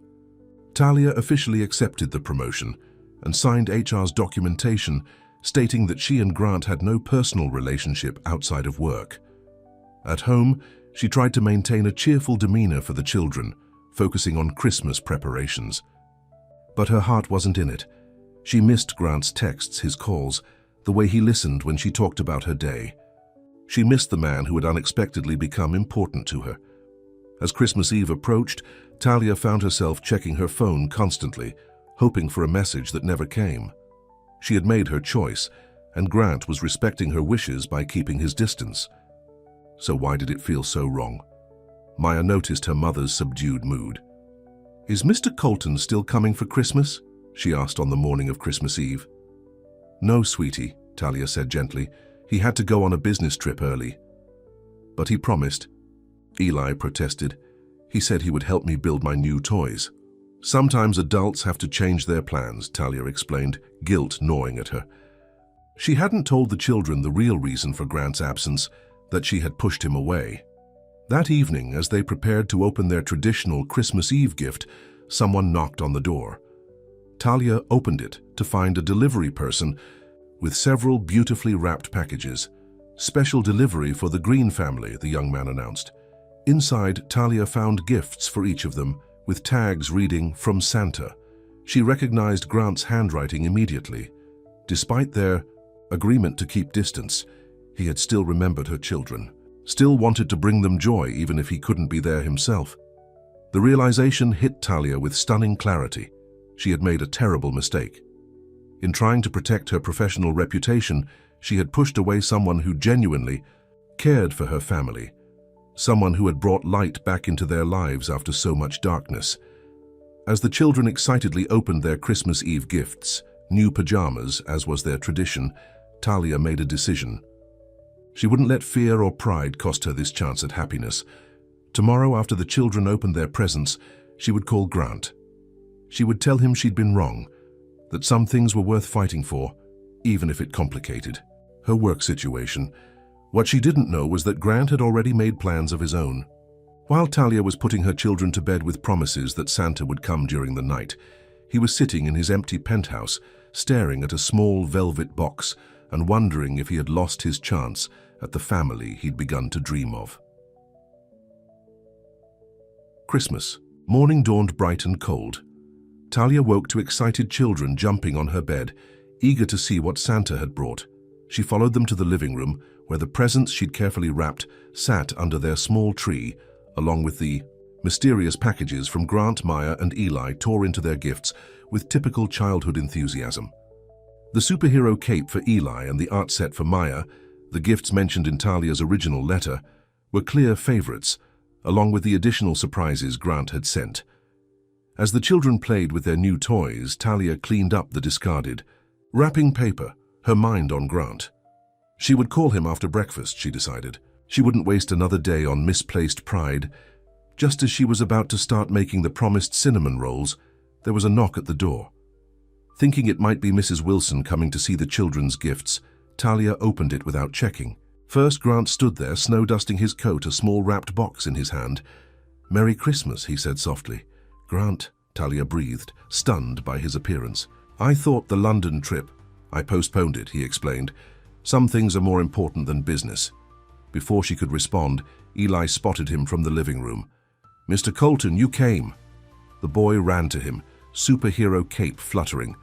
Behind him, Grant crouched down to Eli's level. "I promised, didn't I? Heroes always keep their promises." Maya joined them, proudly showing off her new art supplies. "Look what Santa brought me. It's exactly what I wanted." "Santa has good taste." Grant winked at Talia over the children's heads. "Why don't you two keep playing while I talk to Mr. Colton?" Talia suggested. Once the children returned to their gifts, she turned to Grant. "I was going to call you today." "You were?" Hope flickered in his eyes. "I made a mistake," Talia admitted. "I was so worried about appearances, about earning my success that I pushed away something important. Someone important." Grant stepped closer. "I've been thinking too, about what matters most in life. It's not acquisitions or promotions or what other people think." He took her hand. "It's this: connection, family, love." "The HR policy," Talia began. "Can be managed," Grant finished. "I've spoken with the board. As CEO, I can recuse myself from directly overseeing your department. You'll report to Thomas Jenkins instead. Your promotion stands on its own merit, Talia. No one's questioning that." "You did all this without knowing if I'd change my mind?" Talia asked, touched by his faith.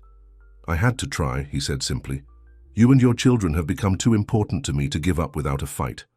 Talia felt tears welling in her eyes. "I missed you. It was only a few days, but I missed you so much." "I missed you too," Grant admitted. "All of you." He held out the small wrapped box. "This is for you. Just you." With trembling fingers, Talia unwrapped it. Inside was a heart-shaped locket on a delicate silver chain. When she opened it, she found a tiny picture of Maya and Eli on one side. The other side was empty. "For new memories," Grant explained. "If you'll allow me to be part of them." Talia looked up at him, seeing all the hope and vulnerability in his eyes. "I want that more than anything." "There's a note too," Grant said softly. Talia found a small folded paper beneath the locket. Opening it, she read, Your kids wished for toys. I wished for you. May I be your forever gift. Tears spilled down her cheeks as she looked up at the man who had entered their lives through a mistaken email and changed everything. Yes, she whispered. Yes, you may. Grant pulled her close, his lips finding hers in a kiss that held all the promise of their future together. When they parted, he rested his forehead against hers. Merry Christmas, Talia. Merry Christmas. Grant. From the living room, Maya called out, Mom, can Mr. Colton stay for cinnamon rolls and forever? Talia laughed, wiping away happy tears. Yes to both, sweetheart. As Grant helped her make breakfast, playing with the children between tasks, Talia felt a sense of rightness settle over her.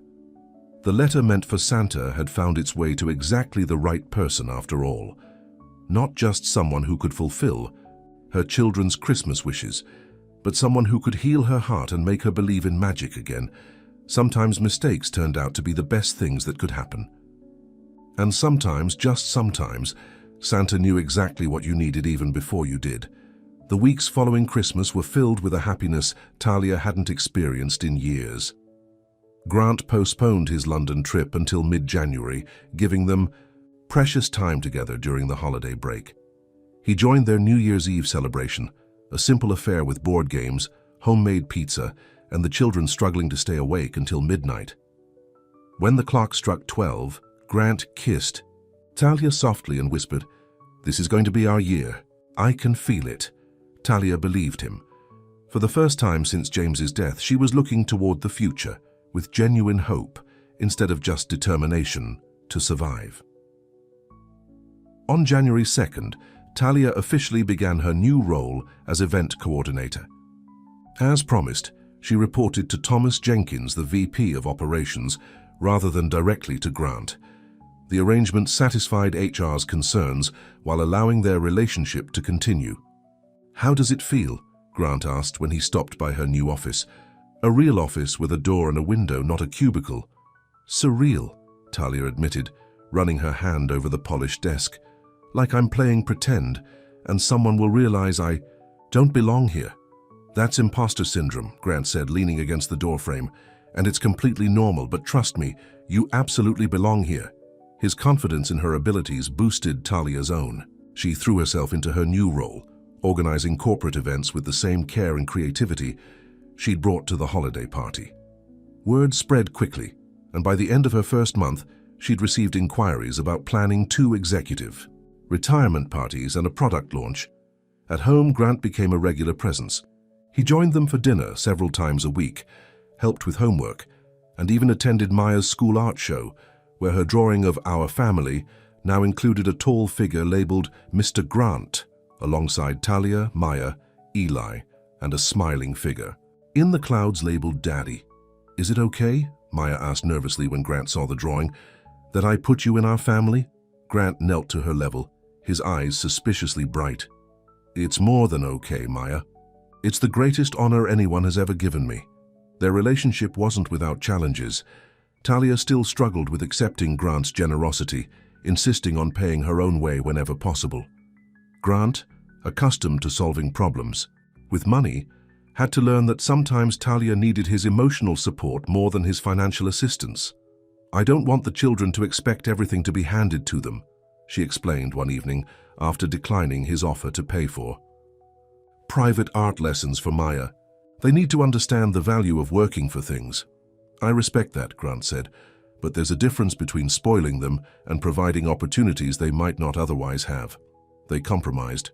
Grant would help with educational opportunities, but everyday expenses remained Talia's responsibility. It was a balance that respected her independence while acknowledging that his resources could enrich the children's lives in meaningful ways. The week before, Grant's rescheduled London trip arrived too quickly. Though he would only be gone for 2 weeks, Talia felt a lingering anxiety about the separation. Would the physical distance change things between them? Would he return with the same commitment to their relationship? "I'll call every day," Grant promised as they had dinner at her apartment the night before his departure. The children were already in bed, giving them rare time alone. "And I'll be back before you know it." "I know," Talia said, trying to sound more confident than she felt. "It's just been nice having you here." Grant reached across the table for her hand. "When I get back, I'd like us to talk about the future. Our future." The seriousness in his tone made Talia's heart quicken. "What?" "About it. Everything," he said simply. "Where we're headed, what we both want, how to merge our lives more permanently." "Are you proposing a proposal?" Talia asked with a small smile. "I'm proposing a conversation," Grant replied. "No pressure, no timeline, just honest talk about what we both want." Talia nodded, relieved yet also excited. "I'd like that." Later at the door, their goodbye kiss held the promise of many more to come. 2 weeks, Grant murmured against her lips. "Not even long enough to miss me properly." "I already miss you," Talia admitted. The first week of Grant's absence passed in a blur of work and family responsibilities. True to his word, he called daily, sometimes video chatting with all of them during dinner, other times calling late after the children were asleep, just to hear Talia's voice. Despite the distance, Talia felt their connection growing stronger.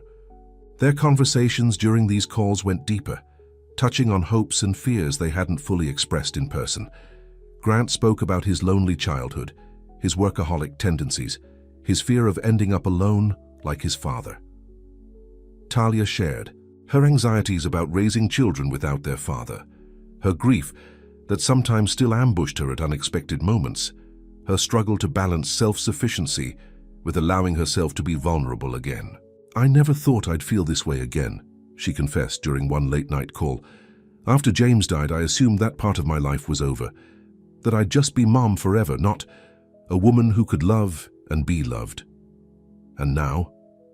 Grant's voice was soft through the phone. "Now I'm remembering what it feels like," Talia said, "to look forward to seeing someone, to want to share every little thing about my day, to imagine a future together." "I love you, Talia," Grant said, the words emerging naturally, as if he'd been saying them for years. "I think I have since that first letter landed in my inbox. Not just for your strength or your love for your children, but for who you are, this amazing woman who rebuilt her life from tragedy and still found room in her heart for joy." Tears slipped down Talia's cheeks. "I love you too," she whispered, realizing as she said it how completely true it was. "I didn't expect you, I wasn't looking for you, but I'm so grateful you found me."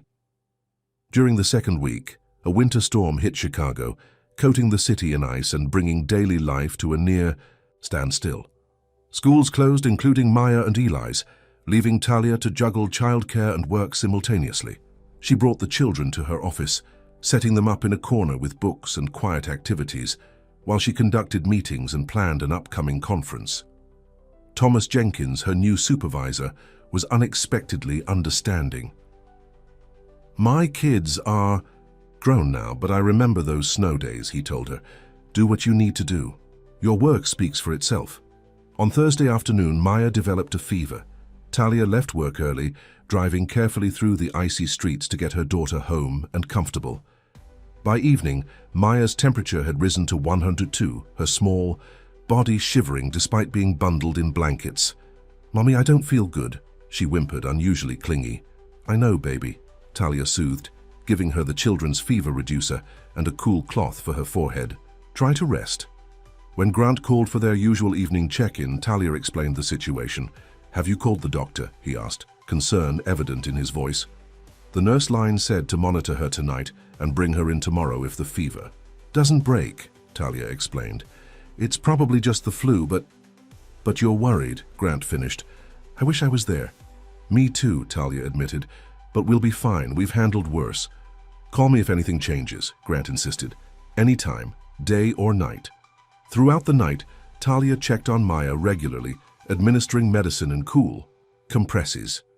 By morning, the fever had subsided slightly, but Maya was still listless and uncomfortable.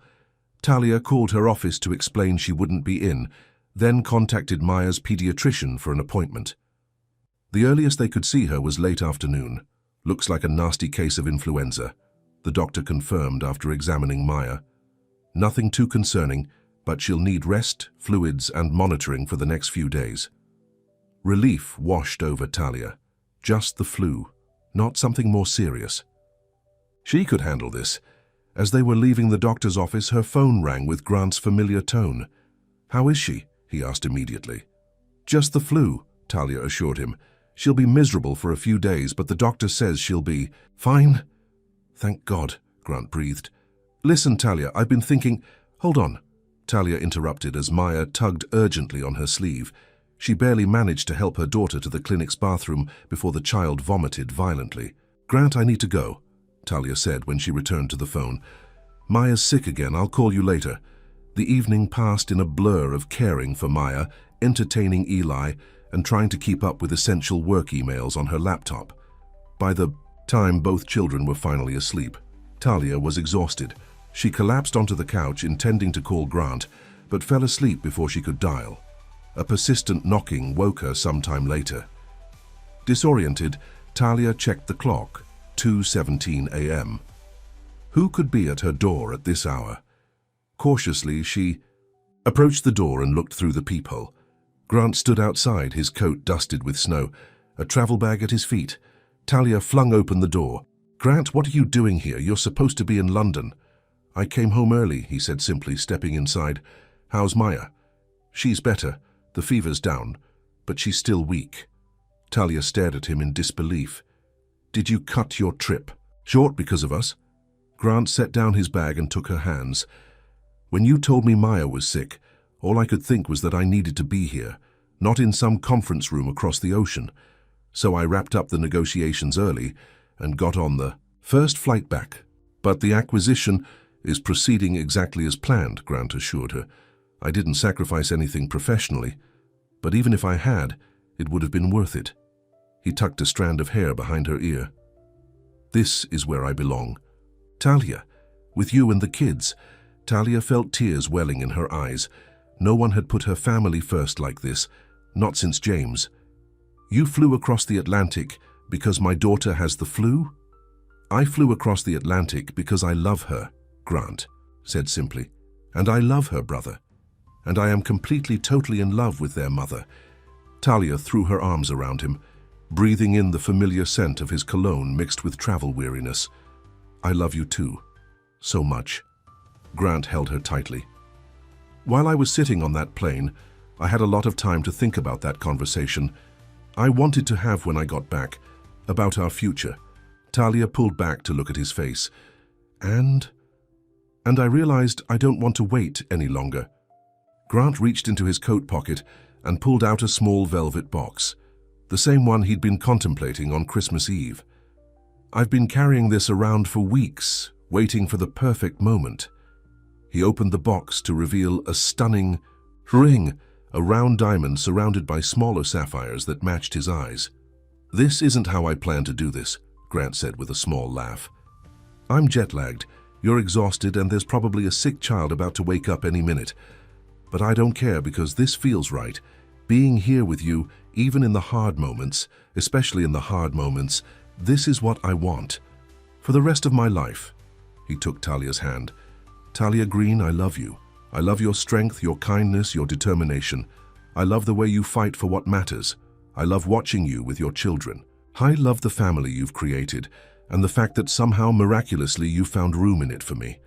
Grant knelt before her, still holding her hand. "Will you marry me? Will you let me be a father to Maya and Eli? Will you build a life with me, whatever that looks like for us?" Tears streamed down Talia's face as she nodded. "Yes," she whispered, "yes to all of it." Grant slipped the ring onto her finger, then stood and pulled her into a kiss that held all the promise of their future together. A small voice interrupted them. "Mom, I don't feel good." They turned to find Maya standing in the hallway, pale but wide-eyed at the scene before her. "Mr. Grant," she said in surprise, "you came back." "Of course I did," Grant said, crossing to her and kneeling down. "I heard you weren't feeling well." "Are you going to be my dad now?" Maya asked, her directness catching them both off guard.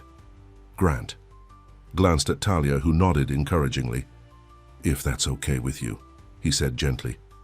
"I'd like to be your dad. Not to replace your father. No one could ever do that. But to love you and Eli and your mom and to be part of your family." Maya considered this with the seriousness only an 8-year-old could muster. "My real daddy is in heaven," she said. "Finally.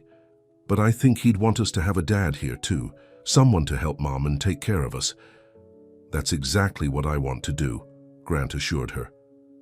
"Then it's okay," Maya decided, before her expression suddenly changed. "I think I'm going to be sick again." Grant scooped her up without hesitation and carried her to the bathroom, holding her hair back as she was ill, then wiping her face with a cool cloth afterward. The tenderness in his actions brought fresh tears to Talia's eyes. This man, who had once seemed so cold and distant, was now the one holding her sick child in the middle of the night, having flown thousands of miles to be here when they needed him. After settling Maya back in bed with a sip of water and a kiss on the forehead, Grant returned to Talia in the living room. "Welcome to real family life," she said with a tired smile. "Glamorous, isn't it?" "It's perfect," Grant replied, pulling her into his arms. "Absolutely perfect." The next morning, Eli was ecstatic to find Grant at the breakfast table. "You're back?" he exclaimed, launching himself into Grant's arms. "Did you bring me something from London?" "Eli," Talia admonished, "that's not polite." "Actually, I did bring gifts," Grant admitted with a grin. "But they'll have to wait until Maya's feeling better so you can open them together." "Is Maya still sick?" Eli asked, his excitement dimming with concern for his sister. "She needs rest," Talia explained, "but she's getting better." Grant prepared breakfast, slightly burned toast and scrambled eggs that were a bit too runny, but Talia thought it was the best meal she'd had in ages, simply because he'd made it. When she tried to clean up afterward, Grant stopped her. "Go check on Maya, I've got this, and I'll entertain Eli too." Throughout the day, Grant proved himself more than capable of handling the challenges of family life. He played quiet games with Eli while Maya napped. He ran to the store for ginger ale and crackers when Talia mentioned they were running low. He even tackled a load of laundry, though he had to call Talia for instructions on how to use her washing machine. "I didn't know CEOs did laundry," she teased as she showed him which buttons to press. "This CEO does," Grant replied, pulling her close for a quick kiss. At least he's learning. By evening, Maya felt well enough to join them in the living room, curled up on the couch in her pajamas. Grant brought out the gifts he'd mentioned, a set of authentic British toy soldiers for Eli and a sketchbook with London scenes for Maya, to color or use as inspiration. "And for you," he told Talia, handing her a small package, "something I thought you might like." Inside was a beautiful leather-bound planner embossed with her initials and the words, "Event Coordinator Extraordinaire." "For E, your new career," Grant explained. "I thought you might need something special to keep track of all your upcoming successes." Talia kissed him in thanks, marveling at how well he already knew her, how she preferred practical gifts with meaning over expensive luxuries. "Mom, is that a ring?" Maya suddenly asked, spotting the engagement ring that glittered on Talia's left hand. Talia and Grant exchanged a look. "Yes, it is," Talia confirmed. "Grant has asked me to marry him and I've said yes, but we wanted to talk to you both about it first." "Are we going to be a real family?" Eli asked, eyes wide. "We already are a real family," Talia assured him. "But yes, Grant will officially become part of our family. He'll be your stepfather." "Will we have to call you Dad?"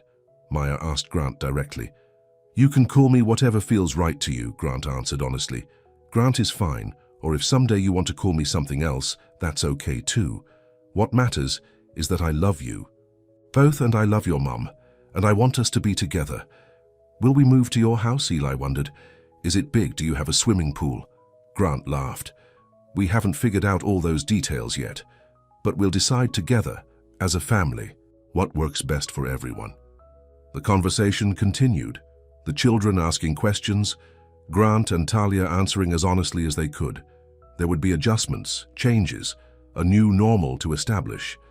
But the foundation was strong: love, respect, and a commitment to building a life together.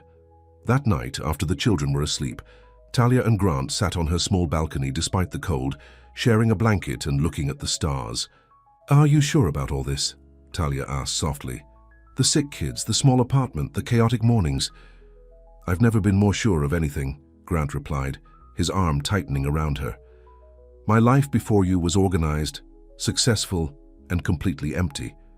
Now it's messy and complicated and absolutely wonderful. Talia leaned her head against his shoulder. What changed? When did the stern CEO decide he wanted a ready-made family with a junior assistant? Grant was thoughtful. It started with your letter, he said finally. Seeing your love for your children, your determination to create magic even when things were hard. But it became real that day at the theater, watching you with Maya and Eli, seeing how you built this beautiful family despite everything you'd lost. He turned to face her. You showed me what really matters, Talia. Not acquisitions or profit, margins or power, but connection. Love, family, all the things I'd convinced myself I didn't need. And now? She asked. Now I can't imagine my life without them. Without you. He kissed her gently. You were looking for Santa, but you found me instead. I hope I've lived up to the job. Talia laughed softly. Better than I ever could have imagined. Over. The next few months, their lives intertwined more completely. Grant spent most evenings at Talia's apartment, becoming a regular part of their routine, helping with homework, reading bedtime stories, fixing the leaky bathroom faucet that had been troubling Talia for months. At work, Talia's event planning, business flourished. She coordinated several successful corporate functions and began taking on private clients as well, mostly small events at first, but each one adding to her growing reputation. Grant, true to his word, kept his professional distance, allowing her to establish herself on her own merits. But at home he was her biggest supporter, offering advice when asked, but never interfering with her vision. They decided to marry in June, when the Chicago weather would be warm and the children would be finished with the school year. The wedding, plans remained simple. A ceremony in the botanical gardens with close friends and family, followed by a reception that Talia was enjoying planning herself. Nothing too extravagant, she insisted, when Grant suggested flying in a renowned chef from New York. Something meaningful, not showy, Grant agreed, learning to temper his instinct for grand gestures with Talia's preference for heartfelt simplicity. It was one of many adjustments they both made as they merged their very different lives. In April, they found a house, a spacious but not ostentatious home in a neighborhood with excellent schools and a yard where the children could play. Talia initially balked at the price, but Grant proposed a solution. He would purchase the house, but Talia would contribute what she could toward monthly expenses. It's not about keeping score, he explained. It's about building a life together, where we both contribute in the ways we can. The compromise satisfied Talia's need for independence while acknowledging the reality of their different financial situations. Moving day arrived in May, a month before the wedding. As they unpacked boxes and arranged furniture, Talia was struck by how seamlessly their possessions blended.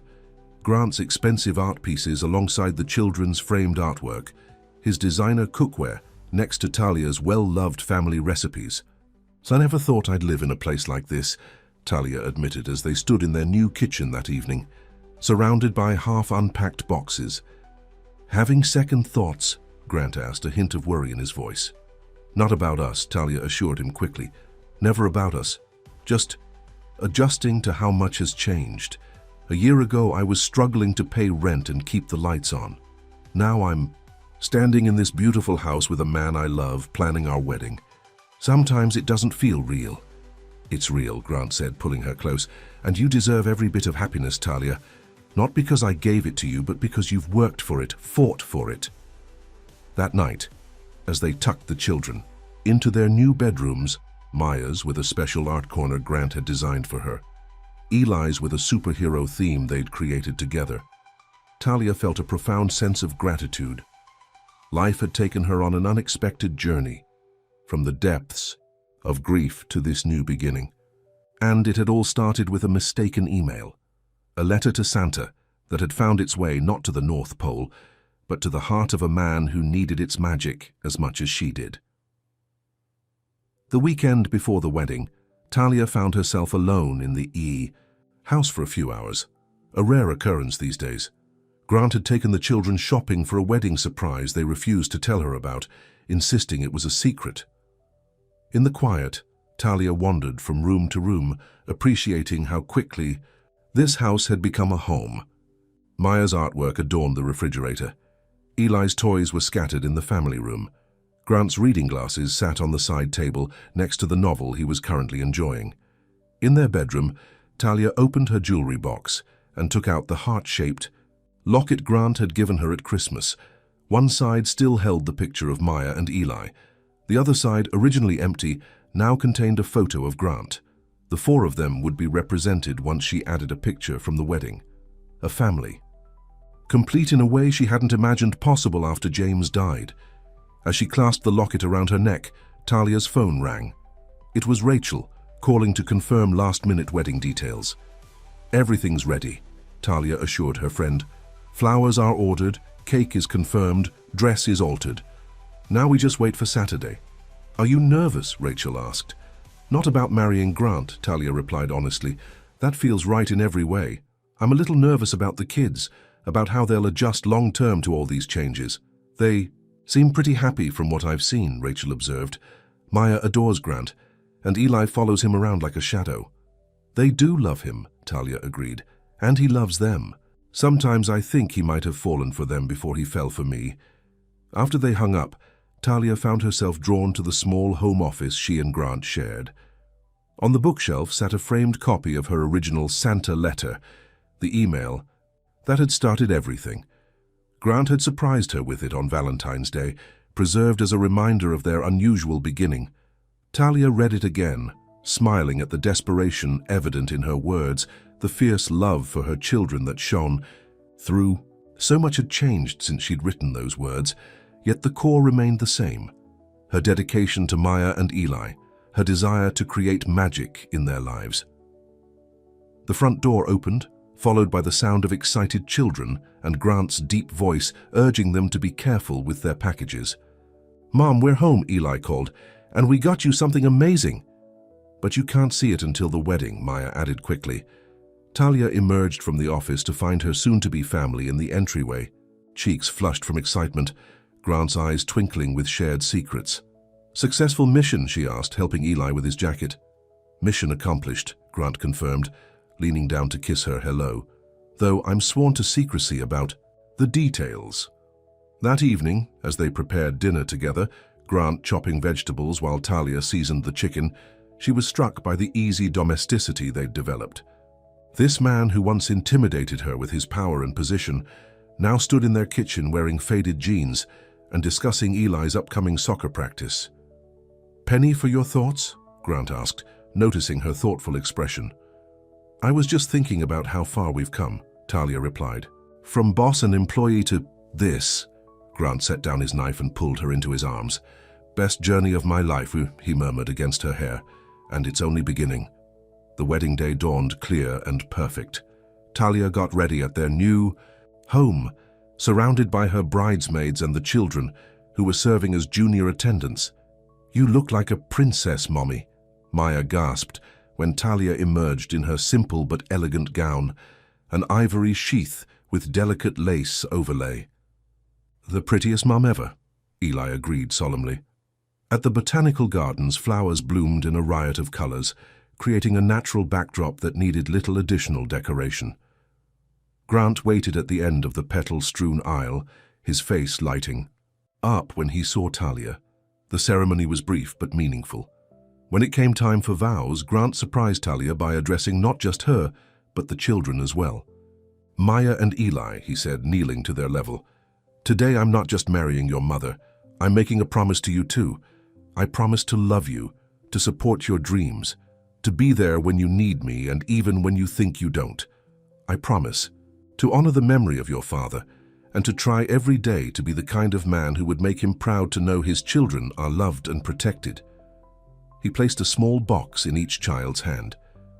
"These are for you, a symbol of my commitment to our family." Inside Maya's box was a delicate bracelet with a charm that matched Talia's locket.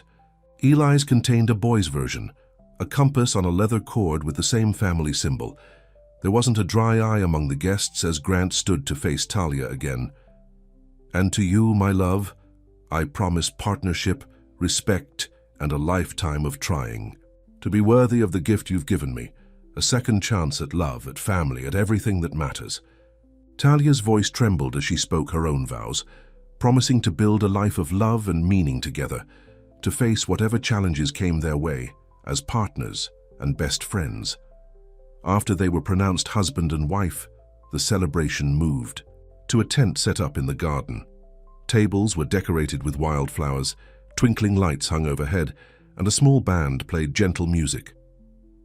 During the reception, Maya approached the microphone, pulling a reluctant Eli with her. "We have a surprise for Mom and Grant," she announced. With help from Rachel, the children had created a large scrapbook titled Our Family Story. The first page contained the original Santa letter. The remaining pages documented their journey, photos from the theater outing, the holiday party Christmas morning, and countless everyday moments leading up to the wedding. "And we left lots of empty pages," Maya explained, "for all the new memories we're going to make." It was the wedding surprise they'd been working on, gathering photos, creating decorations, writing simple captions that told the story of how they became a family. "This is the most beautiful gift I've ever received," Talia told them, hugging both children tightly. "Better than the letter to Santa?" Eli asked innocently. Talia looked at Grant, who was watching them with love shining in his eyes.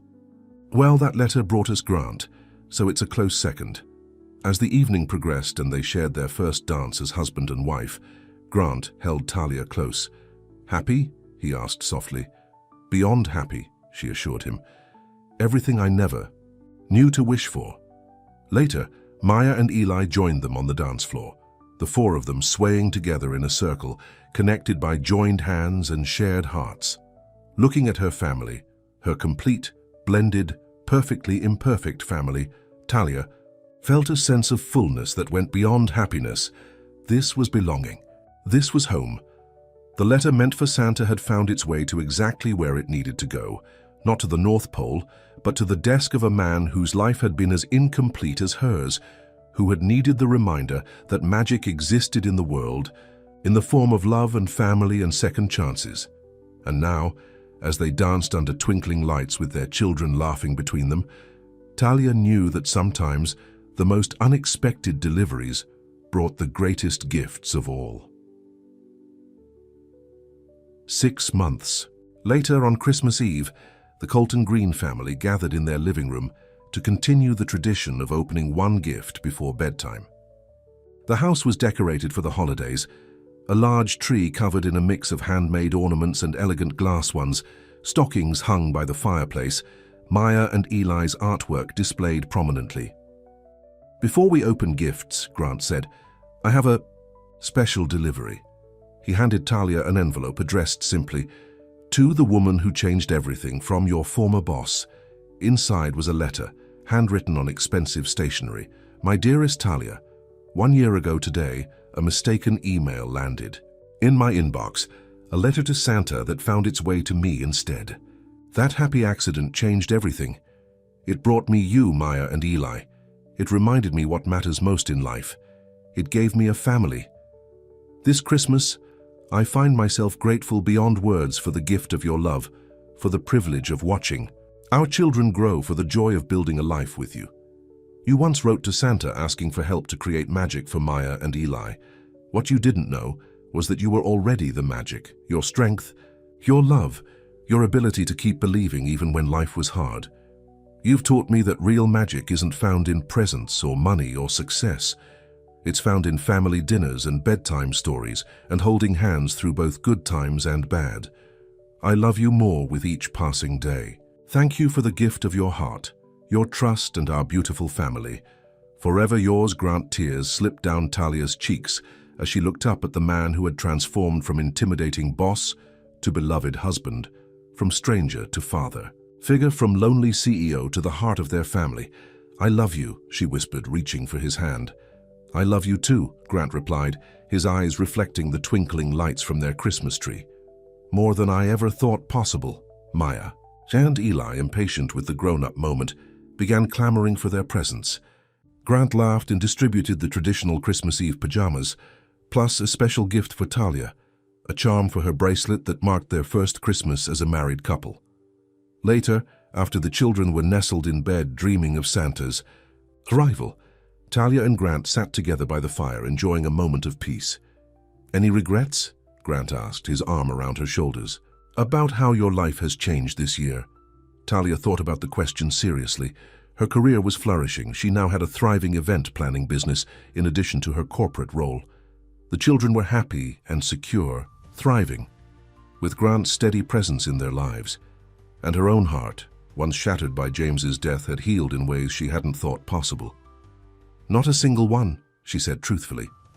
"Though I do sometimes wonder what would have happened if that email had gone to the right address." Grant smiled, pulling her closer. "Then I guess we have a typo to thank for our happiness." "Best mistake I ever made," Talia agreed, resting her head against his shoulder.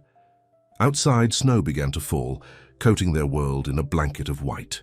Inside, the fire crackled and Christmas lights twinkled, illuminating the home they had built together, a home filled with love, with laughter, with the kind of magic that had nothing to do with Santa and everything to do with family. Sometimes, the most precious gifts came in unexpected packages, and sometimes, just sometimes, a letter addressed to Santa found its way exactly where it belonged, into the hands and heart of a man who needed its magic just as much as she did. The end.